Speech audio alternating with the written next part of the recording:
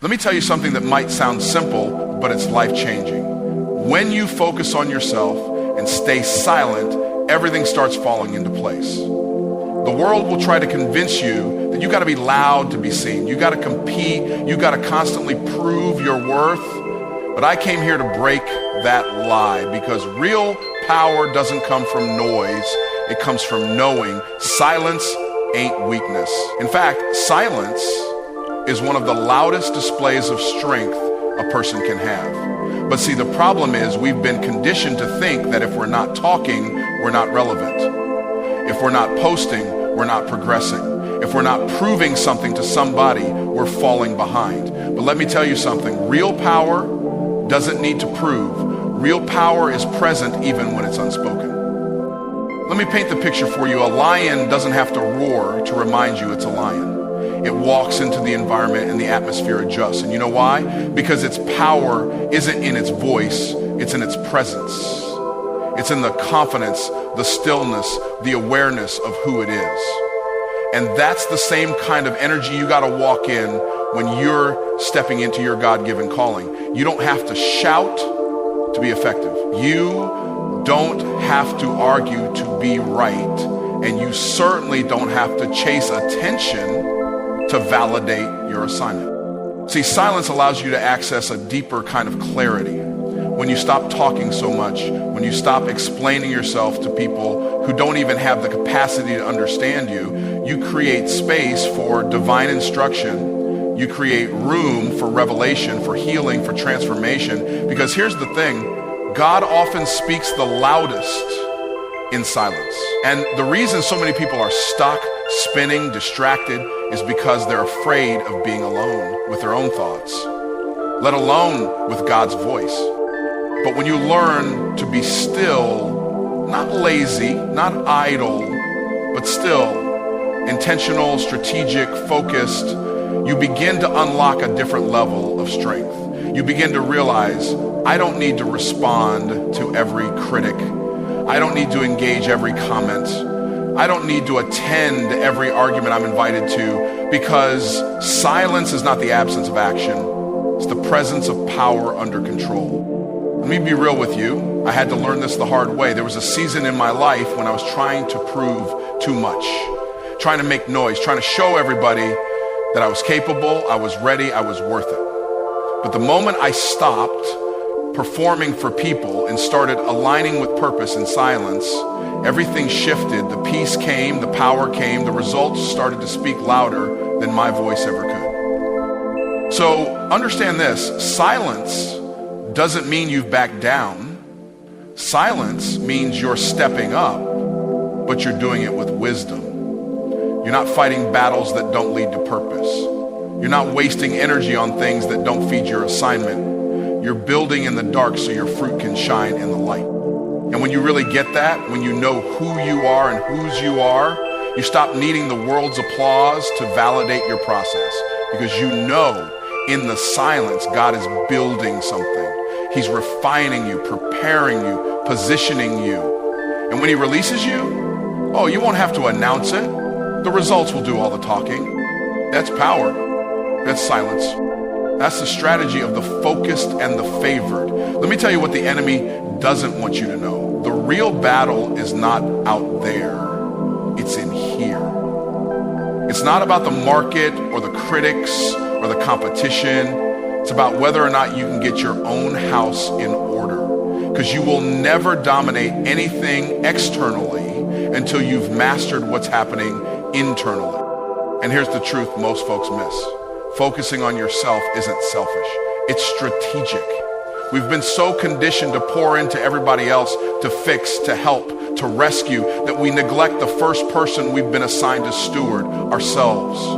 Your mind, your habits, your thoughts, your faith, your health, your relationships, your disciplines. These are the arenas where the real game is played. Because when you focus on these things, you begin to realize your results have never been about what's around you. They've always been a reflection of what's within you. See, self-mastery is about making decisions from your destiny, not from your dysfunction. It's about being able to tell yourself no when temptation says yes. It's about holding yourself accountable when no one's clapping for you, when no one's watching, when no one's keeping score but you. And that right there, that's how real success is born. In the quiet decisions, in the daily disciplines, in the commitment to grow when it would be easier to coast. I remember a time when I was grinding on the outside, but I was still losing battles on the inside. I was showing up for work, for business, for ministry, but not for me. And when you abandon yourself for too long, it starts to show up in your relationships, in your finances, in your energy, in your attitude. So I had to make a shift. I had to stop chasing external validation and start cultivating internal vision. I had to look myself in the mirror and say, my future is waiting on me to get serious about me. So many people are out here trying to control what they cannot change, trying to fix other people, trying to manipulate outcomes, trying to avoid discomfort. But here's what I know, the only thing you truly have authority over is you, your response, your effort, your mindset. And when you put the spotlight on that, when you start to say, let me level me up, that's when the game changes. Because self-focus leads to self-awareness, and self-awareness leads to self-mastery. And when you master yourself, you become unshakable. You become unfazed by rejection. You become unstoppable in the face of resistance. Why? Because you've trained the most important person in the room, you. Your emotions don't run the show anymore. Your excuses don't get a seat at the table. You're driven by purpose, by principles, by divine assignment, and not by the noise of the world. So stop scrolling, stop judging, stop comparing, and focus. Build your capacity, sharpen your gift, master your morning, clean up your habits, heal your wounds, grow your faith. Because when you get you right, everything else will rise to meet the new standard. That's the power of real self-focus, not looking in the mirror with criticism, but with conviction. Saying to yourself, we're going to the next level. And it starts with me. One of the greatest breakthroughs you will ever experience in life is when you finally stop competing with people and start becoming who God called you to be. See, the problem with competition is that it pulls your attention off your own assignment and onto someone else's lane. You weren't built to chase other people's progress. You were built to pursue your purpose with tunnel vision and divine conviction.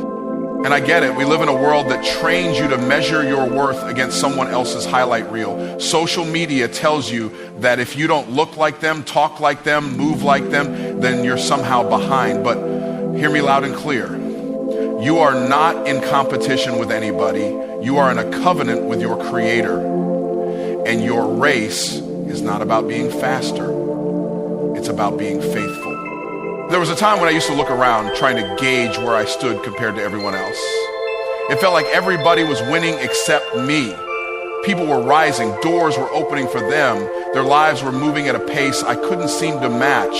But the more I looked at them, the more I started to lose sight of me. I began compromising my standards, diluting my voice, adjusting my path to match someone else's blueprint. And God had to check me. He said, Myron, you can't win their race. You can only win yours. Stop running in circles and start walking in calling. Because when you spend all your energy trying to compete, you rob yourself of the energy required to become. You start reacting instead of creating. You start imitating instead of innovating. You start striving instead of aligning. And that's why you feel frustrated, not because you're behind, but because you've been running after the wrong thing. Becoming is different. Becoming is about maturing into the version of yourself that can carry the weight of your vision. Becoming is about refinement, not recognition. It's about surrendering to the process, even when it's slow, even when it's lonely, even when it's silent. Because becoming is not about performing, it's about transforming. And transformation always happens beneath the surface. Let them run their race. Let them post their wins. Let them chase the spotlight. That's fine. You've got a different mission. You've got a different timeline. You're not here to be a cheap copy. You're here to be an original, one of one, handcrafted, heaven approved. So stop worrying about how fast they're going. Focus on going deep before you go wide. Focus on being authentic before you try to be impressive. Because the more you become who you were created to be, the less you'll even feel the urge to compete.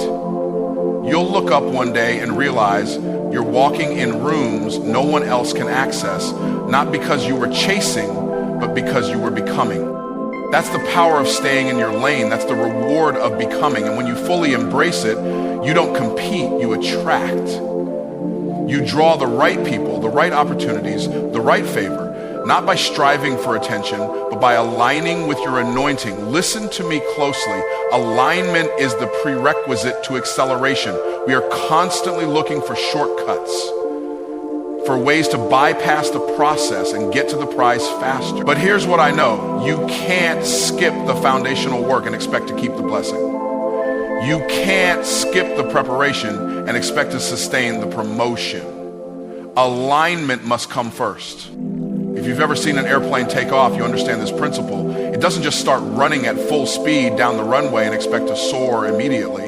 The plane has to align with the direction of the wind, the path of the runway, and the mechanics of the engine before it can even start its ascent. If the plane tries to take off before it's aligned, there's going to be chaos. It's the same with your life. Before you can soar, you've got to get your life in order. You've got to make sure your actions, your beliefs, your relationships, and your decisions are all lined up with the destiny you're trying to reach. Many of you are frustrated because you're pushing, you're working, you're doing all the things you think are necessary to succeed, but you're not seeing the results you expect. And I'll tell you why. Because you're not aligned. Your actions might be in motion, but your vision, your heart, your mindset, they're not in sync with where you're trying to go. And because of that, your efforts are misdirected. When I first got started on my journey, I was hustling hard, working around the clock, pushing myself to the limit, but I wasn't seeing the kind of success I thought I should be seeing. It took me a while to realize that I wasn't aligned with the kind of success I was praying for. I was still carrying old mindsets. I was still holding on to bad habits. I was still hanging with the wrong people. And what God had to show me was that if I wanted the acceleration, I had to first get in alignment with who I was becoming. That means getting your habits in order, getting your heart right, getting your mind set on truth, getting your relationships aligned with your purpose, and making sure your actions are walking in alignment with your values. And when you get that right, when you align with who you were created to be, the acceleration will come. The doors will open, the favor will flow, the ideas will manifest. And here's the thing about alignment. When it's in place, things start happening effortlessly. When you're aligned with your purpose, you stop having to fight for every opportunity. You stop having to beg for people's attention. You stop hustling in a way that drains you. Instead, you begin to attract, you begin to flow, you begin to move with a sense of purpose that others can't help but notice. So, don't rush the process. Don't try to force the acceleration before the alignment. The only thing faster than divine acceleration is the consequence of trying to run ahead of your calling. You want to build something that lasts, right? You want to maintain success, not just experience a fleeting moment of it. That only happens when you are aligned with the right timing, the right vision, and the right preparation. When your heart is right, your head is right, your hands are right, and your purpose is right, then and only then will the acceleration come. Don't be in such a hurry to get to the top that you forget to build a strong foundation.